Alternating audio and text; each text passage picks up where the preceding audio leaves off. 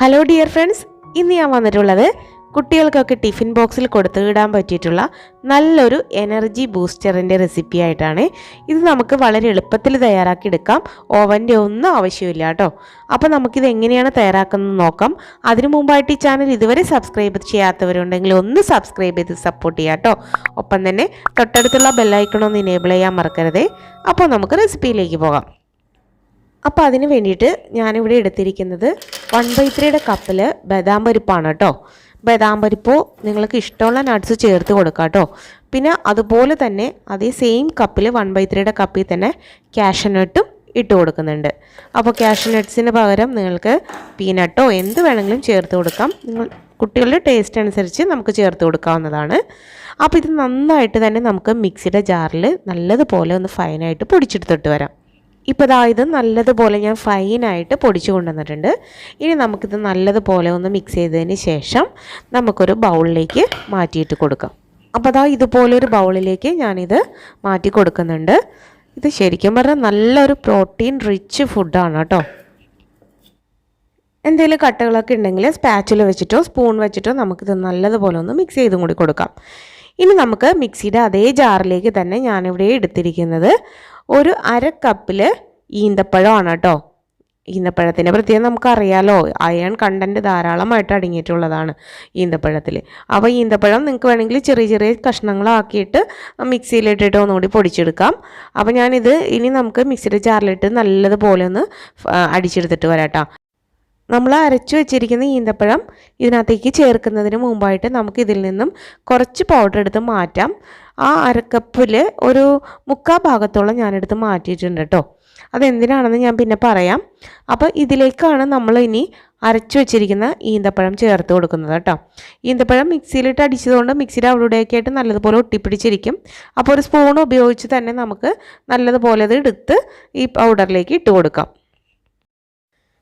കുറച്ചൊരു സ്റ്റിക്കി ആയിട്ടിരിക്കും. അപ്പോൾ ഇതുപോലെ നമുക്ക് 2 സ്പൂണുകൾ ഉപയോഗിച്ചിട്ട് നമുക്കിങ്ങനെ അതിലേക്ക് ഇട്ട് കൊടുക്കാം. എളുപ്പത്തിൽ നമുക്ക് ഇട്ട് കൊടുക്കാൻ സാധിക്കും കേട്ടോ.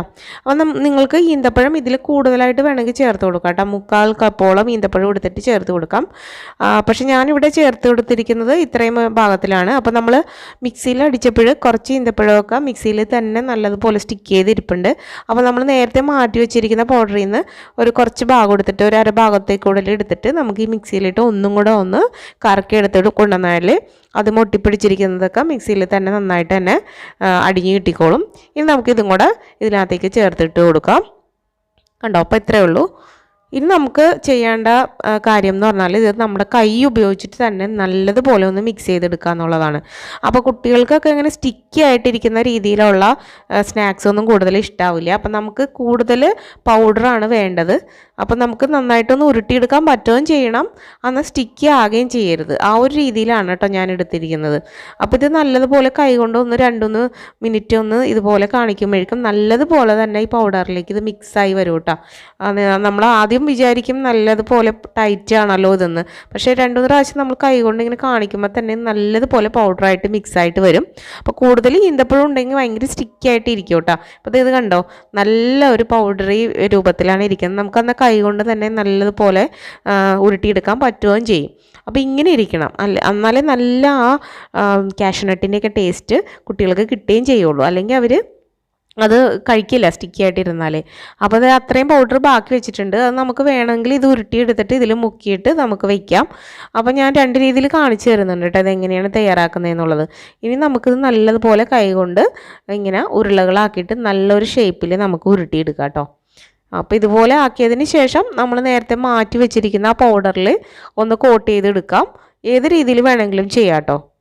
ഇങ്ങനെ ആക്കിയെടുത്തതിന് ശേഷം നമുക്ക് വേണമെങ്കിൽ നമ്മൾ നേരത്തെ മാറ്റി വെച്ചിരിക്കുന്ന ആ പൗഡറിൽ ഒന്ന് മുക്കിയിട്ട് ഒന്ന് കോട്ട് ചെയ്തെടുത്താലും നല്ല ഒരു ഫിനിഷായിട്ട് കിട്ടും കേട്ടോ.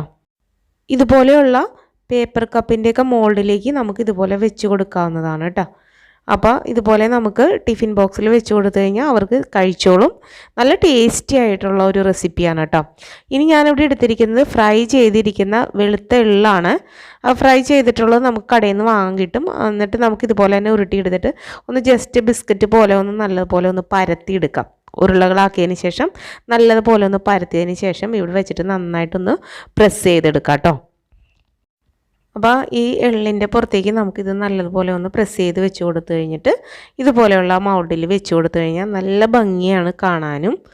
അപ്പോൾ അവർക്ക് കഴിക്കാനാണെങ്കിലും വളരെ താല്പര്യം ഉണ്ടാവും കേട്ടോ ഇതുപോലത്തുള്ള റെസിപ്പികൾ. അപ്പോൾ നിങ്ങൾ ഇതുവരെ ചെയ്തിട്ടില്ലെങ്കിൽ ഒന്ന് ട്രൈ ചെയ്ത് നോക്കുക. എന്തായാലും കുട്ടികൾക്ക് ഒത്തിരി ഇഷ്ടമാവും. കുട്ടികൾക്ക് മാത്രമല്ല മുതിർന്നവർക്കും കഴിക്കാൻ പറ്റിയ നല്ല പ്രോട്ടീൻ റിച്ച് ഫുഡാണ്. അപ്പോൾ എല്ലാവരും ഇതൊന്ന് ട്രൈ ചെയ്ത് നോക്കാം കേട്ടോ. അപ്പോൾ നിങ്ങൾക്ക് ഈ വീഡിയോ ഇഷ്ടമായെങ്കിൽ ഒന്ന് ലൈക്ക് ചെയ്യുക. അപ്പം നമുക്ക് പുതിയൊരു എപ്പിസോഡിൽ പുതിയൊരു വീഡിയോയുമായിട്ട് വീണ്ടും കണ്ടുമുട്ടാം. Okay, bye, thank U.